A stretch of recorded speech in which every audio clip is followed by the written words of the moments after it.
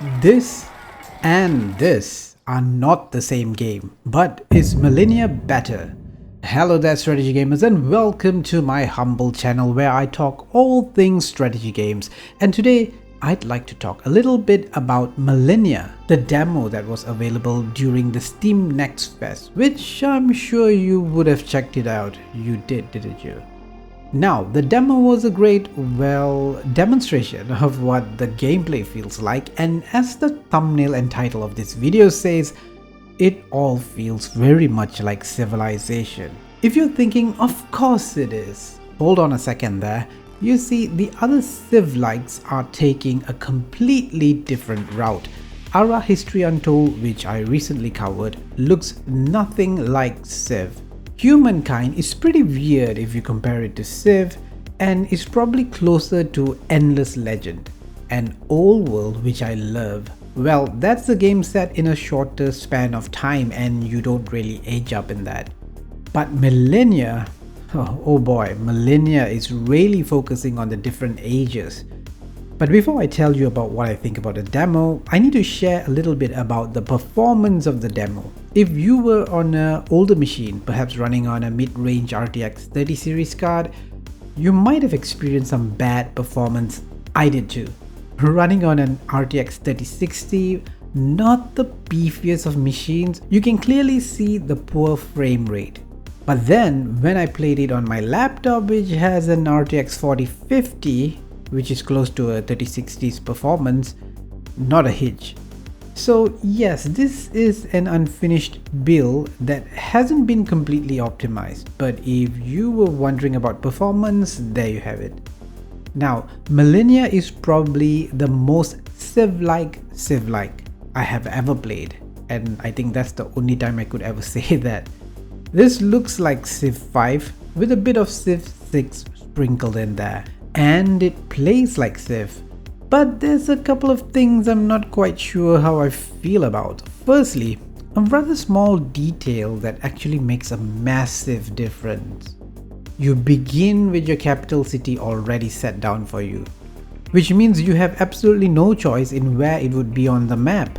It's just so RNG and it feels like I'm already starting with a disadvantage here. Settling new cities is a lot different though, since settlers don't take up production in a city. Instead they use this whole domain points thing and you spend government points to get settlers. And then you don't get the new city immediately as it takes many turns to integrate it, then spend more government points to bring it into your nation. Phew, it takes a real effort to make a new city.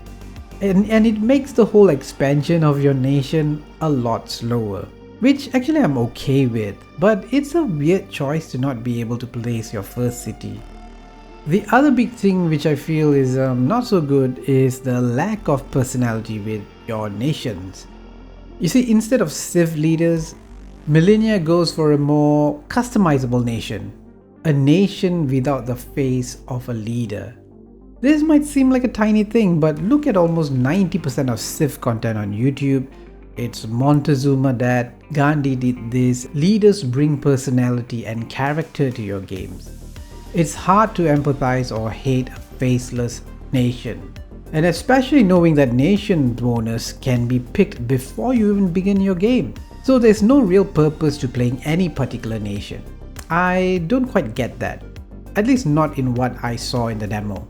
The combat is not the strongest part of Millennia, to put it lightly. They went for this whole old school aesthetic of two armies taking turns attacking one unit at a time.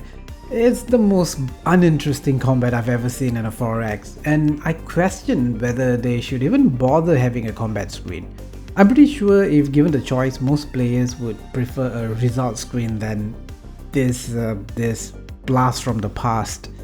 Small annoying thing though, I fought a battle with Spartans who would murder Cavs, but in a battle with a scout they attacked regular troops instead of prioritizing the dude on a horse. Like, what's the point of having units that are counters of other units if they don't use their advantage?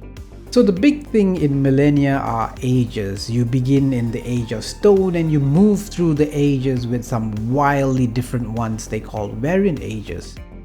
These basically create a new alternate reality of the world. This is cool, no doubt. I could enter the Age of Heroes in the demo and suddenly I have a hero that goes around the map completing quests and gaining some rewards. It adds an entire new gameplay mechanic to the game.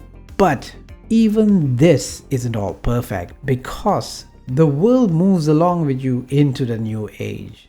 If you didn't unlock the new age first, you'll still have to research it to unlock the new tech associated with that age. But the nation that gets first dibs on unlocking the new age gets, well, just the ability to choose what age to shift the world into. I don't really see this as a massive advantage, frankly. Also, it's taking the fun out of, moving up through the ages if like France does it first, dang it. Although I do understand though there could be some technical challenges to have different nations on different ages. Especially if they unlock new gameplay options, which could mean different nations are playing a different game. Oh god, talking about this gives me a headache. But my point is, it can get pretty complicated if you put the different variant ages together with many different variables involved in the game. Theoretically, yes, that is super cool, no denying that. But speaking of the ages, take the Age of Heroes for instance here. It's not really the most exciting addition. The idea seems cool, but the execution, well, it's just another unit going around the map and instead of discovering villages, just taking on these quest areas that give you more stuff. Yeah, it's not that interesting. I do like that nations have these superpowers. I call them superpowers, but the game calls them these domain abilities, which I mentioned earlier. So instead of needing to build everything, as I mentioned, you accrue these domain points in different categories. You can use these to get things like spawning an army or getting a new tech almost immediately. So, as you might have guessed, I'm not entirely blown away by this demo. There are quite a bit of issues from janky systems, AI and barbarian balance out of whack, and really, I can see there are some neat ideas here and maybe not so great aspects that seem unfinished maybe. Well yeah, it's still a game in development and all that, I get it. But if this is the state of the game that will release in like 3 months down the road, I really don't see that happening. We are lucky if this gets released even end of this year.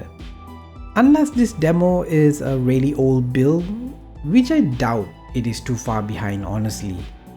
There is also the cause for concern that while Millennia is a game that's wide with different variants of end world states due to the variant ages, maybe you'll create a world with heroes fighting an AI overlord. Yes, the thought of that is cool.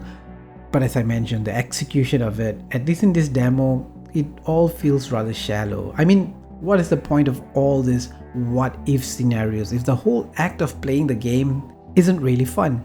Maybe beyond the 60 turns of the demo, as we unlock more variant ages, the game gets to be a bit more interesting perhaps? A bit more depth?